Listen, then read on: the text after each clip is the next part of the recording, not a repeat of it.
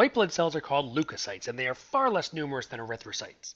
In fact, there could be as many as 6 million erythrocytes per cubic milliliter of blood, but only less than 10,000 leukocytes.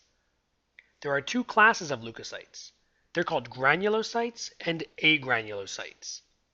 Granulocytes have distinctive granules in the cytoplasm, and agranulocytes don't.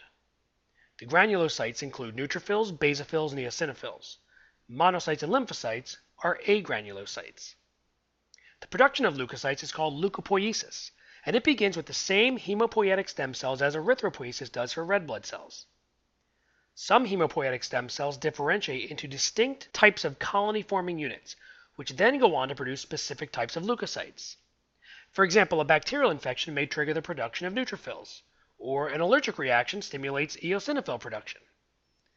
The red bone marrow stores neutrophils, basophils, eosinophils, and monocytes until they are needed, and therefore contain 10 to 20 times more leukocytes than the circulating blood does.